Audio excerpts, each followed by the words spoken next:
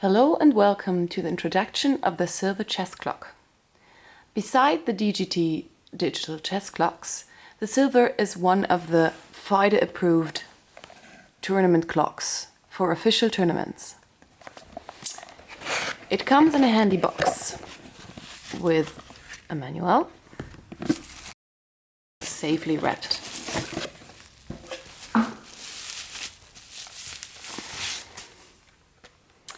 In order to operate it, you need 4 AA batteries. They are not included in the delivery, but I've already inserted them here in the clock.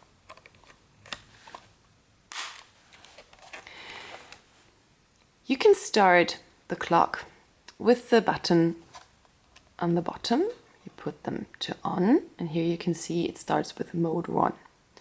So theoretically, now you can just simply go on playing. The black player would just push his button. Now you see this clock is running with the lamp and here with the cross. It works like a normal chess clock. Every player pushes his respective player button in order to start his opponent's clock.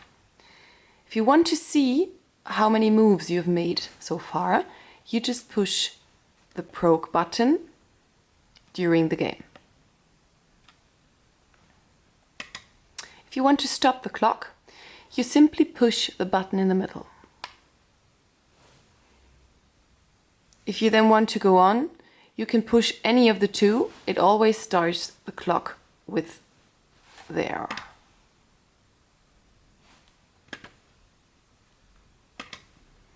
If the game is over, you simply stop the clock and push the mode button for a long time until it goes back to mode 1 and you can restart the game.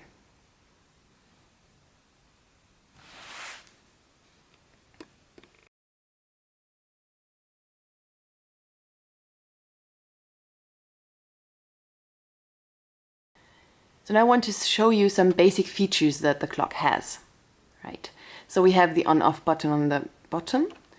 We have the stop button in the middle. It's also used if the clock's already on to turn off the display. You have the 2 player buttons, right, for the white and for the black player. You have the mode button, which usually helps you if the game is already started to go back to the basic setting. You can also move between the different modes that are preset in the clock. It's 12 of them plus the user mode, and then you can turn on and off LEDs, right? So you can turn them on, off and on. You can turn on the buzzer and turn it off, right? So you can do any other settings.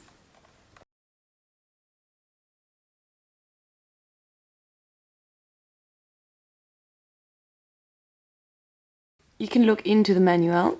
On page 11 is the English manual. It also comes in Spanish and in Russian and German, of course. On page 14, you can find the list of all the modes that are already preset in the clock. So, for example, you can see here that you have a blitz game, you have a Fischer blitz game, you have a Bronstein, so delay blitz game, you have a rapid game, a Fischer rapid game. You have an hourglass time, 30 seconds, and you have a normal games with 2 extensions, and you have different FIDE tournament modes that are used in official tournaments.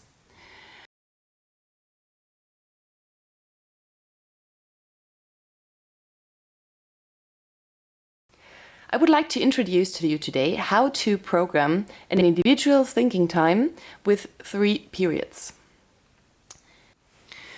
So we start by picking up the clock with a switch on the bottom, turn it on, then you can see it starts from mode 1. So theoretically now you could already go start playing.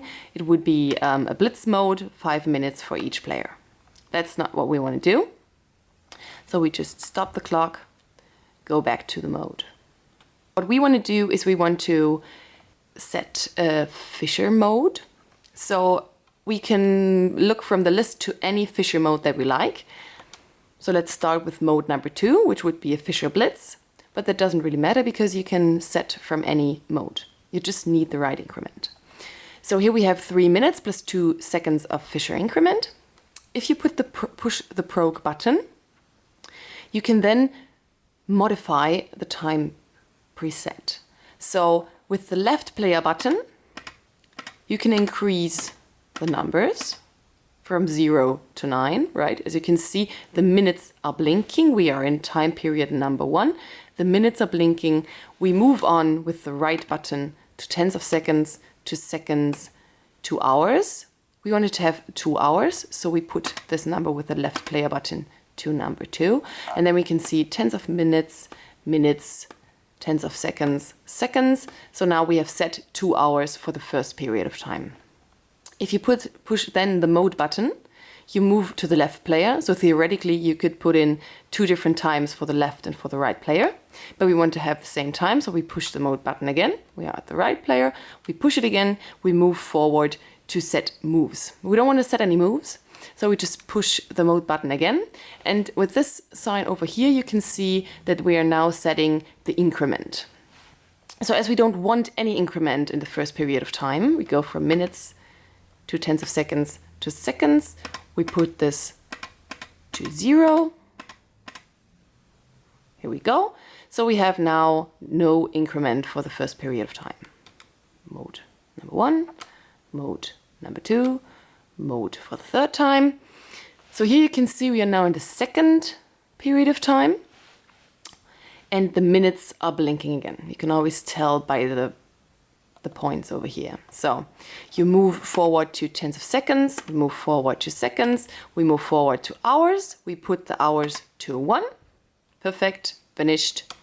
Mode first time, mode second time, mode third time. We don't want to set any moves. Mode again. And now we have the increment for the second period of time. We don't want any increment, so we push the mode button again. First time, second time, third time. We've now moved on to the third period of time. So we want to set 15 minutes and 30 seconds of increment. The minutes are blinking again.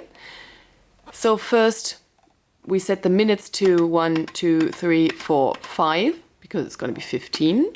Tens of seconds, seconds, hours, tens of minutes. So we set that to 15 minutes. We push the mode button for the first time, push the mode button again, and pushing the mode button for the third time, we move on to the increment section. And now we can put in the 30 seconds of increment. Minutes are blinking. We move forwards with the right player button. We augment the numbers with the left player button, 1, 2, 3. So now we have 30 seconds of increment. Mode again, mode again, mode again. And we are back to the beginning. So here you can see we have now set 2 hours. Mode, mode, mode. No increment. Second period, 1 hour.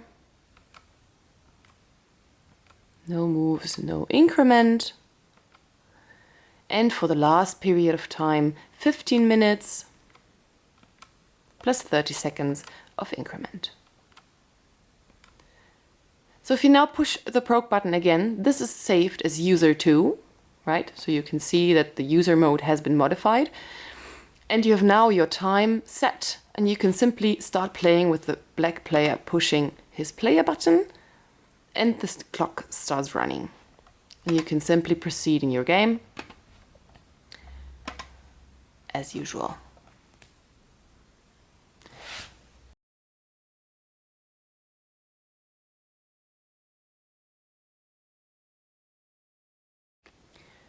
So once the time is set, you can see the clock is running.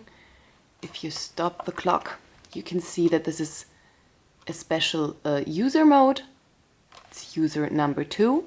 If you ever want to reset the clock, right, reset to the factory settings, the only thing you need to do, best is you leave the clock on, you turn it around,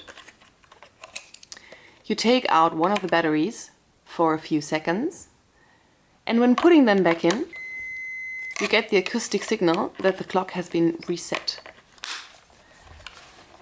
So now you can see we're back to mode 1, and the user mode has been reset.